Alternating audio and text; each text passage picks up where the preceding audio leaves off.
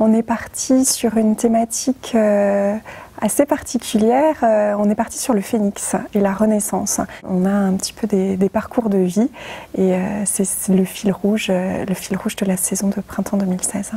Alors le premier rendez-vous, ce sera le traditionnel concert du Nouvel An qui a lieu samedi 9 et dimanche 10 janvier avec un programme comme d'habitude qui lie à la fois les valses de Vienne et les classiques Strauss à des choses un peu plus contemporaines puisque par exemple Benjamin Gardia a concocté un programme qui allie à la fois des pièces plus classiques et des pièces contemporaines. Par exemple la Bohème de Puccini va répondre à la Bohème d'Aznavour. Voilà, il y aura des petites surprises comme ça avec une voix aussi comme il a pris l'habitude.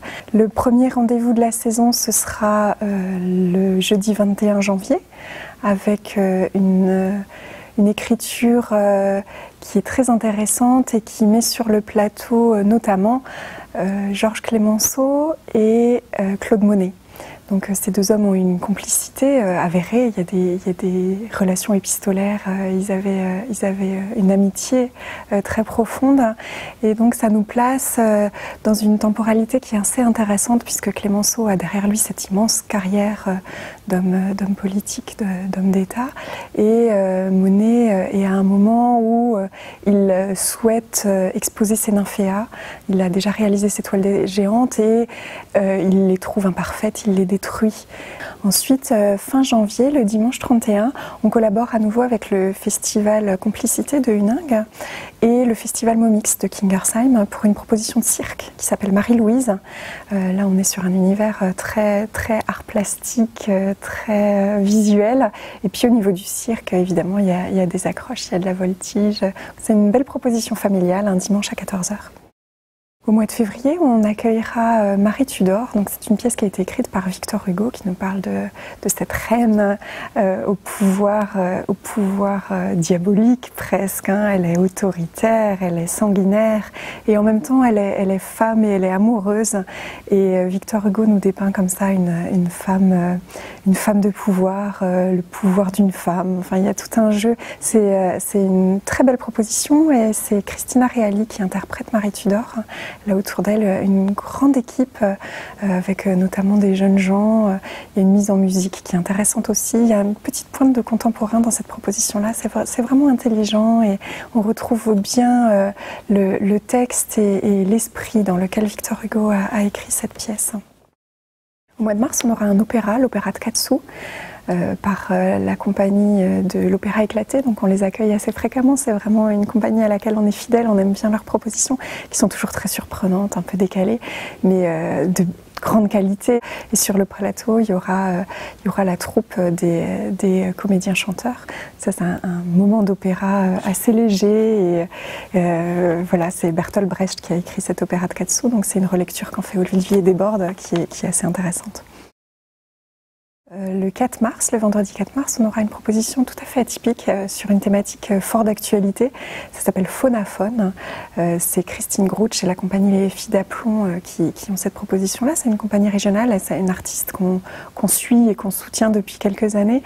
Et dans Phonaphone, elle nous parle de l'humanité des animaux ou l'animalité des humains. Voilà, il y a cette thématique-là. On est à la fois sur l'écologie, sur des questions qui traversent vraiment notre société aujourd'hui, sur la place des animaux et la place qu'on laisse aux animaux, qu'on donne aux animaux. Et voilà, c'est sans prise de parti, il n'y a pas de radicalité du tout. C'est tout en douceur, c'est très poétique. Le mercredi 9 mars, on accueille un seul en scène avec Francis Huster dans Le Joueur d'échecs. C'est une pièce de Stefan Zweig qui a été réécrite par Eric Emmanuel Schmitt. Donc il a repris ce texte-là. Et Francis Huster a une place énorme sur cette scène puisque c'est vraiment une performance d'acteur. On le voit interpréter différents rôles, prendre voilà, différentes voix, différentes postures. Il est assez bluffant. Hein. C'est un comédien qu'on avait déjà eu l'occasion d'accueillir et qui là, dans cette proposition-là, a vraiment une très très belle place. Et voilà, on se réjouit aussi d'accueillir cette proposition. Le 19 mars, c'est le concert de l'Orchestre symphonique de Saint-Louis, le concert de printemps, avec un programme qui met notamment l'armée de l'air à l'honneur. Donc on aura un programme voilà, à la fois classique et contemporain pour satisfaire les mélomanes.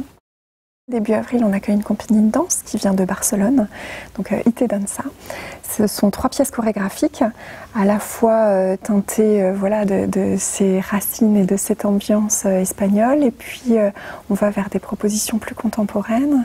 Et ça fait quelques années qu'on accueille de la danse, et je crois que là encore, on va être dans une surprise, hein, parce que c'est ce qui nous tient à cœur aussi, d'être sur de la découverte et de la surprise.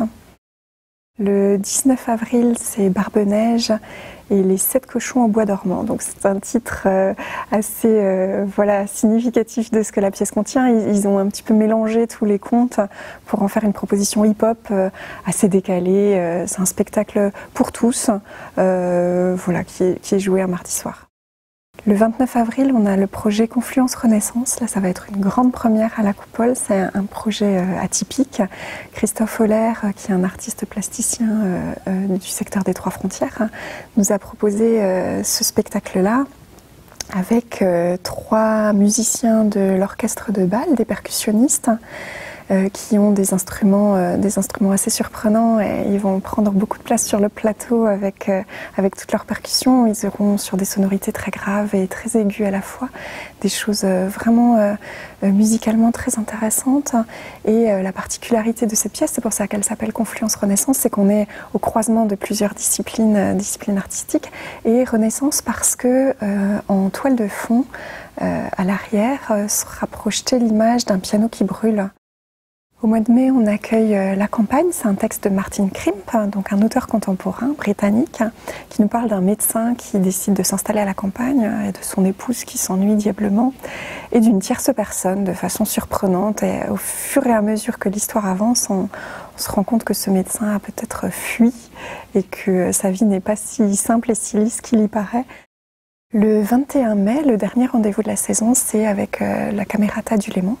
Donc c'est un ensemble de cordes qui va nous proposer un programme musical très très intéressant. C'est un samedi à 17h, l'horaire est atypique pour nous, hein. On n'a pas l'habitude de programmer à ce moment-là, mais ça va permettre à la fois aux mélomanes et aux personnes qui souhaitent pas sortir le soir de nous rejoindre un samedi en fin d'après-midi pour un très très beau concert.